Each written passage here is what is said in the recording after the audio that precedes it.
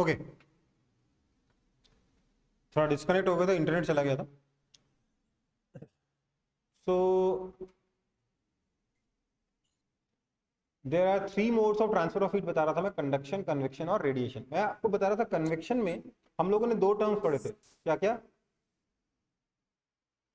एक था land breeze और एक था सी ब्रीज, याद है? लैंड ब्रीज था कुछ कि नहीं था?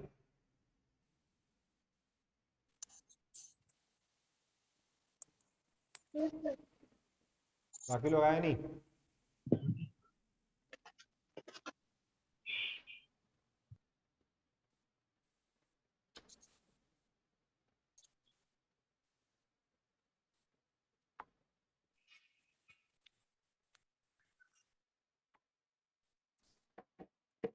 हाँ, तो मैं कह रहा था कि हमने बात करी थी लैंड ब्रीज के बारे में और सी ब्रीज के बारे में। कोई मुझे बताएगा लैंड ब्रीज कब चलता है, दिन में कि रात में?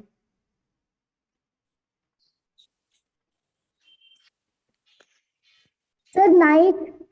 नाइट में। ध्यान दीजिए, लैंड ब्रीज का मतलब हवा जो है वो लैंड से सी की तरफ जानी चाहिए, और सी ब्रीज का मतलब wind should blow from sea to land, है ना? अब किधर ब्लो करेगी? जहां पर गर्मी होगी वहां की हवा राइज करेगी तो दूसरी जगह से गर्म जगहों पे आएगी ना। तो हमेशा ठंडी जगह से यस गर्म सर। जगह पे आपका क्या जाता है? विंड ब्लो करती है ठंडे से गर्म की तरफ, हमेशा। विंड किधर से किधर ब्लो करती है? ठंडे से गर्म की तरफ। ठंडा कहाँ? रात में ठंडा लैंड। Sir land. तो रात में सी से लैंड की तरफ आएगा तो सी ब्रीज कहेंगे। दिन में ठंडा सी, इसलिए दिन में लैंड से सी की तरफ जाएगा तो क्या बोलेंगे? Sir sea breeze. उल्टा बोल गया क्या मैं? Sorry no sir. सॉरी, दिन में ठंडा सी सर है, सही बोले। दिन में गर्म क्या है? लैंड है। तो सी से लैंड की तरफ आएगा तो क्या कहेंगे? सी ब्रीज कहेंगे, है ना? समझ में आई बात? Yes sir. और रेडिएशन क्या होता है? रेडिएशन में क्या होता है बेटा कि बिना किसी मीडियम के भी हीट एक जगह से दूसरी जगह जा सकती है। और ये जो हीट का ट्रांसफर है ना, इसकी स्पीड कितनी होती है? लाइट की स्पीड के बराबर। This is the fastest mode of heat transfer. Okay बेटा? बट सर बोला जाता है कि लाइट की स्पीड सबसे ज्यादा होती है, तो हाँ, तो ये उसके इसके बराबर। इक्वल में। देखो दोनों एक ही चीज है। अगर जो रेडिएशन है ना वो बेसिकली लाइट, आप आगे चल के पढ़ोगे कि वो लाइट ही है, पर वो वाली जो हम देख नहीं सकते। रेडिएशन ही दोनों, पर वो हम देख नहीं सकते। ठीक है? Okay sir. आगे बढ़े। Yes yes sir. Sir. In liquids sir and, हाँ बेटा, कुछ नहीं sir. In liquids and gases heat also get transferred by convection. Conduction तो होता ही है, साथ ही साथ कन्वेक्शन भी होता है। ठीक है? इनफैक्ट मेन मोड कन्वेक्शन होता है, कंडक्शन हो भी, कंडक्शन देखो थोड़ा बहुत तो हो गई, बट मेन मोड कन्वेक्शन हो जाता है ज्यादातर लिक्विड्स में। No material medium is required for the transfer of heat by radiation, ये भी हम देख चुके हैं, है ना? Yes sir. The material which allows heat to pass through them with ease are called conductors of heat, ये भी पढ़ लिया अभी अभी। जो नहीं अलाउ करते उसको यस इंसुलेटर कहते हैं, ये भी पढ़ लिया। The cyclic molecules of the cyclic movements of molecules in liquids and gases as are known as convection currents। वो जो साइक्लिक मोशन हो रहा था ना कन्वेक्शन के टाइम पे, उसको क्या बोलते हैं? कन्वेक्शन करंट्स बोलते हैं। ठीक है? तो ये आपका रिवीजन हो गया है ना बेटा? इस चैप्टर के यस सर। ऑलमोस्ट सारे पॉइंट्स कवर हो गए, है ना? तो आगे बढ़ते हैं, फिर कुछ क्वेश्चंस कर लेते हैं। अच्छा देखो, मैं 10 मिनट में ये क्लास खत्म कर दूंगा, ठीक है? क्योंकि आज आपकी 6:15 से एक स्पेशल क्लास है, जिसमें इन मीटिंग्स को हम कैसे प्राइवेट करेंगे उसका पूरा आपको समझाया जाएगा कि आपको कैसे अपना ईमेल आईडी क्रिएट करना है या क्रिएटेड है, कैसे अपने ईमेल आईडी से लॉगिन करके हमारी मीटिंग में एंटर करना है। ओके बेटा? 6:15 से पूरा वो ओके वर्कशॉप है कि सर। क्या क्या करना है। ज़्यादा देर का वर्कशॉप नहीं होगा, 15-20 मिनट में भी, आधे घंटे का वर्कशॉप हो। बट उसमें उसके बाद क्या होगा कि कोई और, कई बार होता है ना कि दूसरे बच्चे घुस जाते हैं मीटिंग और डिस्टर्ब करते हैं, वो नहीं हो पाएगा। ठीक है, सर हमारे क्लास में ऐसा नहीं हुआ है, सीनियर्स के साथ सीनियर्स होता वगैरह है। में हुआ है तो अब किसी क्लास में ना हो तो उसके लिए हमने आप लोगों का सेपरेट ईमेल आईडी वगैरह क्रिएट किया है, तो आप सिर्फ उसी ईमेल आईडी से एंटर कर सकते हो। ठीक है, कर पाओगे आगे से। आज भर तो ठीक है, नेक्स्ट टाइम से वही कर पाओगे। और आज इसीलिए इस मतलब मीटिंग आईडी हमें बीच में चेंज करनी पड़ी क्योंकि आप उसको ज्वाइन नहीं कर पा रहे थे नॉर्मल आईडी से। ठीक है, अच्छा अभी बाकी है कुछ points. Convection currents have significant effects on whether and climate, है ना। लैंड एंड सी भी इस बारे में बात करी चुके हम लोग, है ना। अगला, when heat falls over an object, some of it is absorbed by the object and some of it gets reflected back। देखो क्या होता है, कोई ऑब्जेक्ट है, इसके ऊपर अगर रेडिएशंस आके गिरती हैं तो इन रेडिएशंस में से कुछ हीट को ये एब्जॉर्ब कर लेगा और कुछ को वापस रिफ्लेक्ट कर देगा। समझ में आई बात? मतलब कि अगर ये चमकीला सरफेस हुआ तो ज्यादा हीट को रिफ्लेक्ट करेगा, अगर ये चमकीला हुआ तो। चमकीला समझ सर रहे हो? मिरर, हाँ, bright sir mirror, mirror. Mirror क्या है, ज्यादा हीट को रिफ्लेक्ट करता है, कम को एब्जॉर्ब करता है। लेकिन हर एक ऑब्जेक्ट थोड़ा रिफ्लेक्ट करेगा, थोड़ा एब्जॉर्ब करेगा। ठीक है,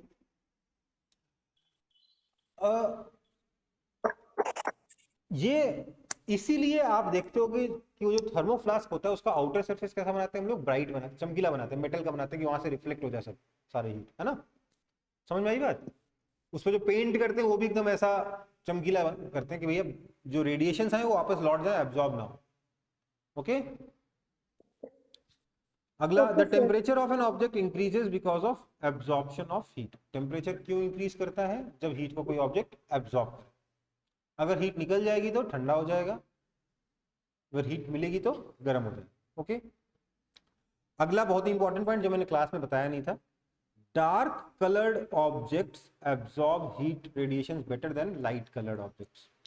जो काले कपड़े होते हैं ना वो ज्यादा हीट एब्जॉर्ब करते हैं, इसलिए आप गर्मी में क्या करते हो, हल्के सफेद कपड़े पहनना पसंद करते हो या हल्के लाइट कपड़े पहनना पसंद करते हो। गर्मी में किसी को देखा काला शर्ट पहन के घूम रहा है, अगर घूमेगा तो बेवकूफ है ना। काली शर्ट पहनता है क्या कोई गर्मी में? No sir. नहीं पहनते।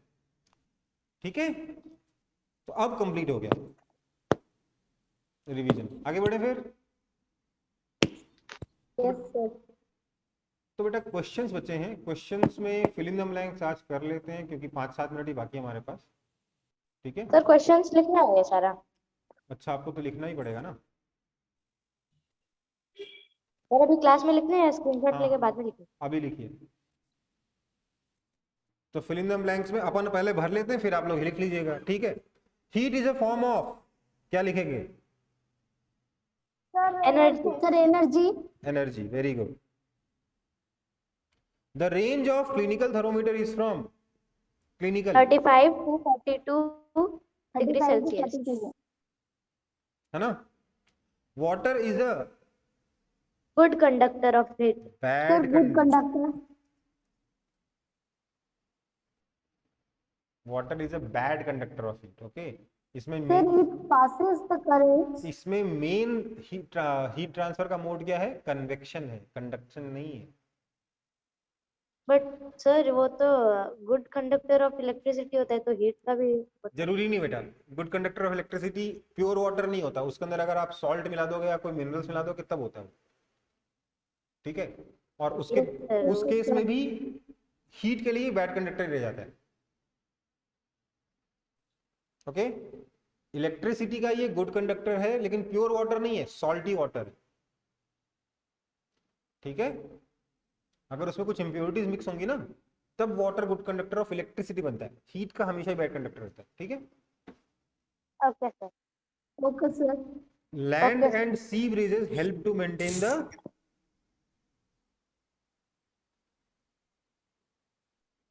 Sir temperature. टेम्परेचर। नहीं तो क्या होगा, एक तरफ टेम्परेचर ज्यादा दूसरी तरफ टेम्परेचर कम, ऐसा ही पड़ा रहेगा, ऐसा थोड़ा ना होता है ना। Okay. Transfer of heat from the sun to the earth takes place mainly through the process of conduction. Conduction नहीं बेटा, रेडिएशन होगा ना, बीच में कुछ है ही नहीं। Oh yes sir, transfer of heat Yes, sir, from one point to radiation. yes. है ना, बीच में कुछ है ही नहीं तो हीट आएगा कैसे, बिना मीडियम के हीट आ रहा है मतलब रेडिएशन है, राइट। कॉपी कर लो फटाफट। Okay.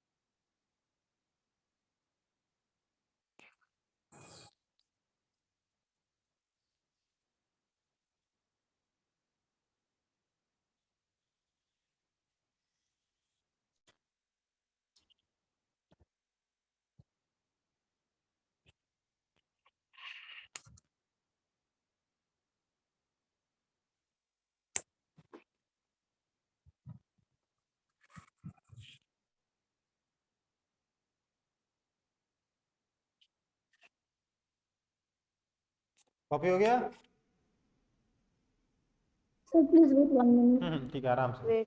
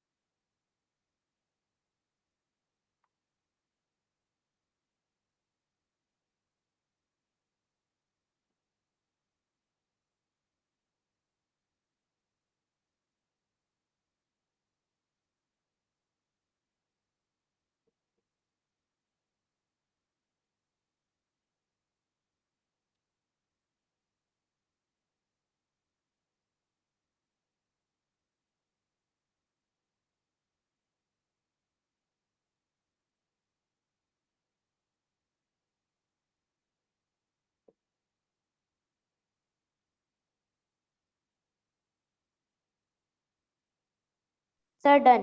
Done. Yes, sir, completed. सबका हो गया ना, कोई बचा तो नहीं?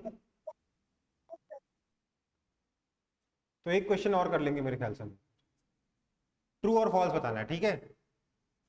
Heat can not be produced by doing work, true और false? Sir, Sir, false. false. कोई एग्जांपल बता सकता है कि वर्क करने से हीट प्रोड्यूस हो रही है? Yes sir, अगर हम लोग अपने हाथ को रब करते हैं तो फिर हीट प्रोड्यूस होता है ना, जैसे करते हैं ना गर्मी में, सॉरी सर्दी में, हाथ क्यों रब करते हैं? Yes. क्योंकि हीट प्रोड्यूस होता है। ओके, हालांकि Yes. ज्यादा देर तक ये करने से नुकसान है, क्यों सोच सकता है कोई? क्योंकि अगर आप ऐसे कर रहे हो, रगड़ रहे हो, तो एनर्जी तो अपनी बॉडी की खर्च कर रहे हो ना, है। Yes sir. है ना। तो अगर आप Yes, मान लीजिए sir. कभी गलती से, मान लीजिए कोई इंसान कहीं फंस गया बर्फीले एरिया में, तो उसे हाथ रब नहीं करने चाहिए। वो रात भर, मान लीजिए रात को कहीं फंस गया बर्फ वाले एरिया में, नहीं निकल सकता रात को, तो क्या करना चाहिए? आपस में हाथ रब करके पूरे रात सर्वाइव करने की कोशिश नहीं करनी चाहिए, नुकसान कर देगा। उल्टा क्या करना चाहिए? लेट भी नहीं जाना चाहिए, लेट जाओगे तो और खत्म। क्या करना चाहिए? उस बर्फ का ही कोशिश करना चाहिए इग्लू बना लो, या बर्फ में गड्ढा कर खोद लो, गड्ढा खोद लो पूरा अच्छे से, और उसके अंदर घुस जाओ। और उसके अंदर कपड़े वपड़े लगा के चारों तरफ बैठ जाओ। बेस्ट उपाय वही है, बेस्ट। उससे भी बचोगे कि नहीं बचोगे गारंटी नहीं है, बट बेस्ट उपाय वही है, ठीक है। समझ सर में? लेट टाइम तक सर्वाइव कर हाँ। लेंगे। No gaps are left between the rails of a railway tracks. False. Sir, false.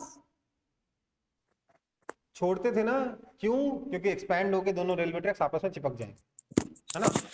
हालांकि इंडिया में दूसरी प्रॉब्लम हो गई, जो वो जो रेलवे ट्रैक्स को अलग अलग रखते थे ना, तो लोग क्या करते थे, वो पटरी खोल के अपने घर ले जाते थे, भगवान जाने क्या करना है, ठीक है। सर पटरी भी खोल हाँ, सकते हैं। चोरी कर लेते थे, पटरियां चोरी कर लेते थे। तो इसलिए अब बोले Sir, but why? हाँ Sir, but why?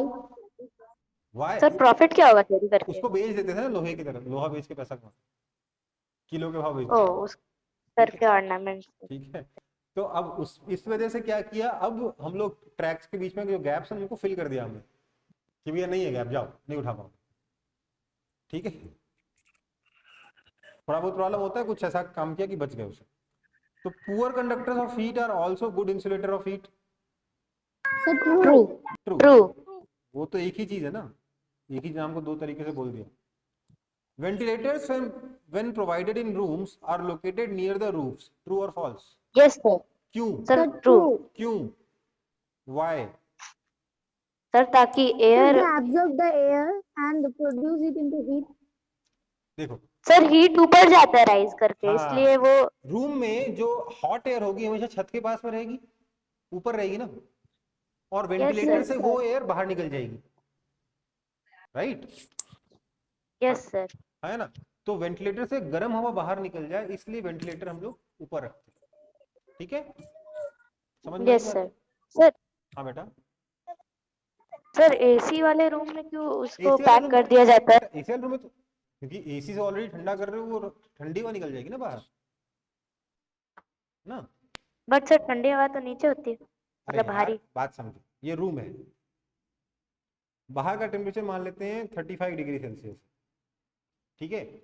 तो रूम अगर बंद होगा तो नीचे टेम्परेचर क्या रहेगा, मान लेते हैं 35 डिग्री, ऊपर रहेगा 40 डिग्री, ये वेंटिलेटर से बाहर निकल जाएगा।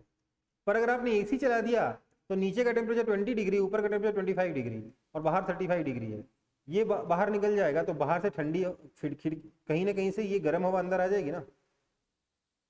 Yes sir. समझ में आई बात? Yes sir. अंदर Sir, जो मुझे गर्म नहीं हवा भी समझ है, आई. ध्यान दीजिए, रूम के अंदर जो गर्म हवा भी है वो बाहर की हवा से ठंडी है, इसलिए उसको हम बाहर नहीं निकलने देना चाहते जब एसी चलाते हैं। ओके, वही अगर आप, सर, हाँ सर बाहर की हवा गर्म है, ज्यादा गर्म है, इसलिए वो अंदर आ जाएगा. हाँ, तो वही अगर आप मशीन चला रहे हो तो अंदर नीचे टेम्परेचर 40 डिग्री होगा, ऊपर टेम्परेचर 45 डिग्री होगा, ठीक है?